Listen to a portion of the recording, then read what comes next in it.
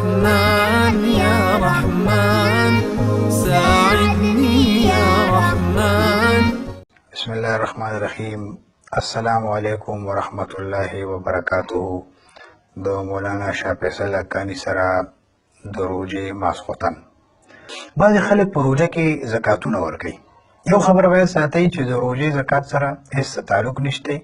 د زکات ورکولو لپاره شرایط دا دي چې نمبر 1 ته مسلمان یې نو ته به زکات ورکوې. نمبر 2 چې ته مقیم یې په کلي کور کې ته به زکات ورکوې. نمبر 3 چې ته آزاد یې نو ته به زکات ورکوې. او نمبر 4 چې تا سره نصاب برابر یي نو ته به زکات ورکوې چې ته صاحب نصاب یې. دا څلور شرطونه په هغه انسان کې چې هغه زکات ورکوي چې پکې موجود وي نو دی به زکات ورکوي. اوس نصاب څه شی دی؟ نمبر 1 نصاب مونږ سره لومبی د چاندی دی چې هغه 250 نیمې تولې چاندي یو سړي سره وي نو دی به زکات ورکوي. نمبر 2 چې یو سړي سره 9 نیمې تولې سره زري نو دی به زکات ورکوي. او نمبر 3 چې د سره نغدې پیسې یو کم 500,000 روپۍ یا اسانو الفاظو کې 500,000 روپۍ نو دی به د هغې نه زکات ورکوي. نمبر 4 چې کوم دی هغه ساماني تجارت چې هغه دی اخلي او دی وایي چې دا به زه خرڅوم نو دی به د هغې نه زکات ورکوي. اوس دا زکات په دې ورکوي څومره؟ نو 40 روپۍ چې کوم دی نو دا زکات دی. لکه 2.1/2% 2.5% دا چې کوم دی نو زکات دی. لکه په 1,00,000 روپو کې 2.5 روپۍ او په 100 کې 2.5 روپۍ زکات دی. اوس بله خبره دا ده چې دا زکات په دې ورکوي چاله. نو قرآن مجید 8 مصارف ذکر کړي دي. دې وخت کې خو څه په هغې کې چې کوم دی نو اوس مونږ ته په نظر باندې نه راځي. بهر کې که مونږ دا وپېژنو چې دی به دا زکات چاله نه ورکوي د دې نه د ورکولو نه مخکې دی به هغه چاله زکات نه ورکوي چې دی د هغې نه پیدا وي. لکه د پلار شو، د ده مور شوه، د ده نیکه شو، داسې په بره باندې ورځه.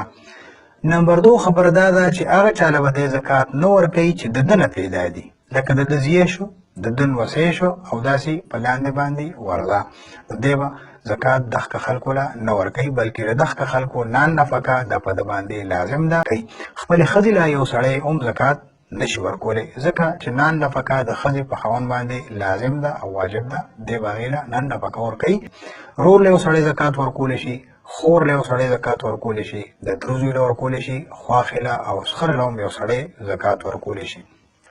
قرآن مجید چې کوم 8 مصارف ذکر کړي دي په هغې کې د ټول نه لومبنی فقیر له به دی زکات ورکوي. نمبر 2 مسکین له به دی زکات ورکوي. نمبر 3 مسافر له به دی زکات ورکوي. نمبر 4 غلام له دی زکات ورکولی شي. نمبر 5 مؤلفة القلوب او هغه خلکو له نمبر 6 چې عاملین به په زکات کې هغې له به هم زکات ورکوي. قرضداري له نمبر 7 او مسافر او د الله په لاره کې چې کوم سړی راوتی دی نو هغه له هم د زکات ورکولی شي. دې کې دا 2 نن سبا مونږ ته په نظر نه راځي او دا 6 کسان داسې دي چې دوی له مونږه زکات ورکولی شو.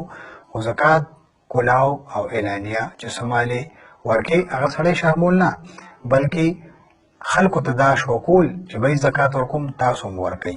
هغه له څه تصویر نه ایستل، هغه له ویډیو نه کول ځکه چې هغه عزت نفس لري د هغه عزت نفس به مجروح شي. د لوی الله په حواله باندې به هم سپارم او انشاءالله په یو بل پروګرام کې به بیا حاضرېږو. السلام علیکم ورحمت الله وبرکاتو.